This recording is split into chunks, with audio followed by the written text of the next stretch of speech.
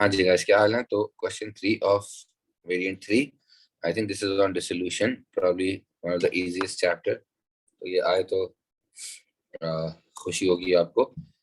Basically Cherry, Winston and Yupar were in partnership.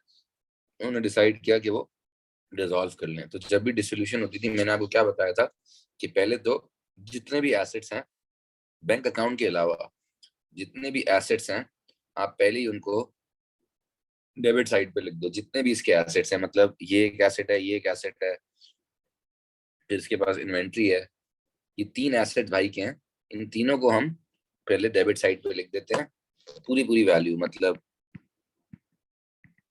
Premises, furniture and equipment, inventory, ये तीन उसके assets थे। एक एसेट 97,000 का है, एक 22,000 का है, और एक 17,400 का है। फिर वैसे मैंने आपको बताया था कि जो लाइबिलिटी है, सिर्फ बैंक को छोड़ के जो करंट लाइबिलिटी है विच इज ट्रेड पेबल 14,800, उसको भी यहाँ लिख दो। ओके, अब आपने क्या करना है, वन बाय वन देखना है कि एसेट्स को हमने कैसे बेचा, और जैसे जैसे बेचते जाएंगे उसको क्रेडिट साइड पे लिखेंगे, डिपेंडिंग अपॉन एसेट किसने खरीदा है। मार्केट में बेचा होगा तो बैंक, पार्टनर को बेचा होगा तो उसका कैपिटल। अगर आप यहाँ पढ़ो, इक्विपमेंट तो उसने ले ली, विंस्टन ने। फर्नीचर एंड इक्विपमेंट में से इक्विपमेंट विंस्टन ने ले ली, तो हम बोल सकते हैं कैपिटल ऑफ विंस्टन।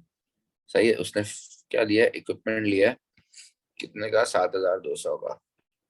सही है। फिर वो कह रहा है कि प्रेमिसेस एंड फर्नीचर हमने एक साथ बेच दिया 61,100 का। तो मतलब दो चीजें फारिग हो चुकी है, प्रेमिसेस, फर्नीचर एंड इक्विपमेंट, ये हमने बेच दिया। आई थिंक इन्वेंट्री भी इन्होंने बेच दी होगी, यहाँ लिखा हुआ है 5200 के लॉस पे बेची। तो मतलब जो इन्वेंट्री थी 17,400 की, हमें हमने तो 12,200 में बेची, क्योंकि हमें पैसे उसके कम मिले, हमें लॉस हो गया। तो खैर है, हमें लॉस को रिकॉर्ड नहीं करना होता, हमें ये देखना होता है कितना है और कितना मिला।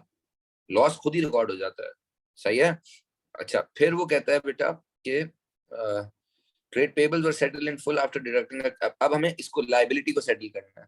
इनको हमने पेमेंट करी है, जब इनको पेमेंट करते हैं ना तो यहाँ लिखते हैं बैंक ब्रैकेट ट्रेड पेबल। पूरी पेमेंट नहीं हो रही है, 5% उन्होंने हमें ऑफ कर दी है। सही है, मतलब 740 का डिस्काउंट दे दिया है, तो यहाँ पे हम पे करेंगे 14,060। रिसीवेबल तो इसके है नहीं। फिर आई थिंक डिसोल्यूशन एक्सपेंसेस कोई खर्चा हो रहा है, तो डिसोल्यूशन एक्सपेंसेस भी पेमेंट होती है, वो भी यहाँ पे आती है। सही है। इसकी अगर आपको नहीं आता है तो आप डिटेल्ड वीडियो देख सकते हैं, ड्रॉप बॉक्स है of the chapter. Okay, and then because we have everything now, char value char और कुछ है नहीं।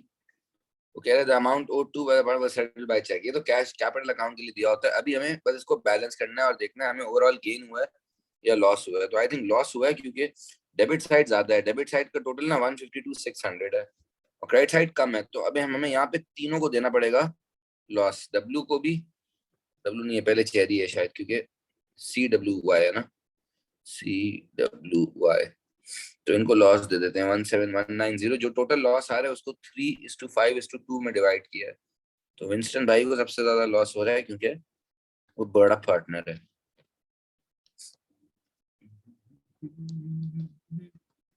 सही है। अब वो कह रहे हैं इनकी कैपिटल अकाउंट बनाओ। अब ये इसने टेढ़ा दिया है तो मुझसे बनेगा नहीं, तो मैं यहाँ पे यूं बना देता हूँ, ठीक है।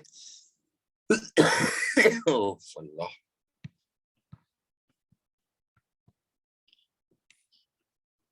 कैपिटल अकाउंट बनाते हैं।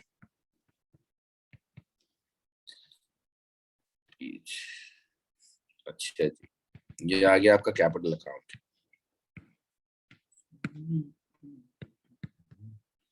BD, सबसे पहले इसमें बैलेंस शीट से जो BD है वो डाल देते हैं ना, सीधा सीधा 54,900, 26,700, ये बैलेंस शीट से BD आ गए। उसके बाद हमेशा करंट अकाउंट्स को बंद करना होता है जब डिसोल्यूशन हो रही होती है, और तीनों पार्टनर्स का करंट अकाउंट आपने बंद करना है।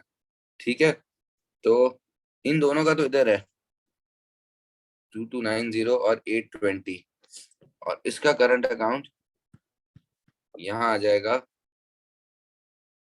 5740। उसके बाद जो लॉस हुआ है, जिनको लॉस ऑन रियलाइजेशन हुआ है, उसको रिकॉर्ड करते हैं। और यहाँ से आ रहा है 17,190, लिटरली 28,650 और 11,460, राइट। फिर हमें क्या करना है, अच्छा, पार्टनर ने लोन भी दिया हुआ है, यूपर ने लोन भी दिया हुआ है, ठीक है। अच्छा, अब लोन ना, वैसे अभी मैं देख रहा था मार्क्स स्कीम में लेटली, तो पहले वो लोन को डालता था डायरेक्ट बैंक में, हम भी डायरेक्ट बैंक में डाल सकते हैं, बट इशू ये होता है कुछ क्वेश्चन में ना बैंक अकाउंट मांगता नहीं है वो, जैसे अब इस क्वेश्चन में बैंक अकाउंट मांगा नहीं है, तो फिर आप दिखा नहीं सकोगे लोन की ट्रीटमेंट। तो देखो, अगर किसी और ने लोन दिया हो ना, तो वो तो सीधा बैंक में ही जाता है, बट डिसोल्यूशन के टाइम पे अगर पार्टनर ने बिजनेस को ऑलरेडी लोन दिया हो, तो हमें इस लोन को खत्म करना है। देखो, रिटायरमेंट में भी पार्टनर लोन देता था, याद है, तो वो लोन तो उसके अकाउंट में डेबिट पे आता था, बट वो उसके कैपिटल से लोन में जा रही होती थी अमाउंट। अभी उल्टा है, जो भी उसका लोन है ना, हम उसको भी कैपिटल में डाल रहे हैं, ताकि हम एक साथ ये डिटरमिन कर सकें कि हमने यूपर को कितने पैसे देने हैं, from his capital and also from his loan.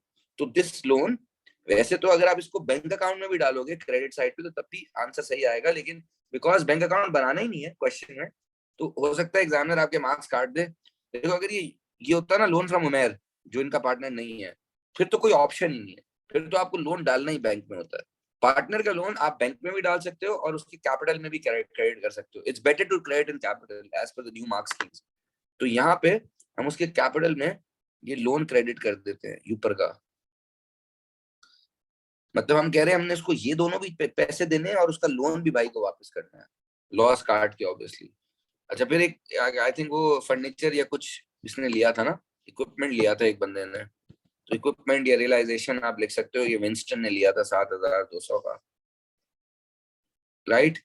अब आपने क्या करना है, अब आपने बस इनको बैलेंस करना है। बैलेंस करने का मतलब ये है कि आप देखो कौन सी साइड हैवी है।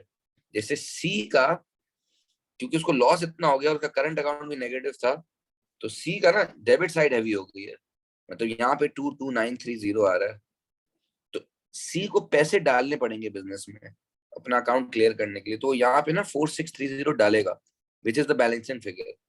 डब्ल्यू और वाई को ना थोड़े थोड़े पैसे मिलेंगे बिजनेस से, क्योंकि इनका कैपिटल अभी भी पॉजिटिव है, सही है। लॉस और इक्विपमेंट काटने के बाद भी इस बॉय को 21340 मिलने चाहिए, और दूसरे वाले बंदे को 34060। ये सिंपली बैलेंस कैरेट डाउन निकाल रहा हूँ मैं, इनको ऐड करके वो दोनों माइनस कर रहा हूँ।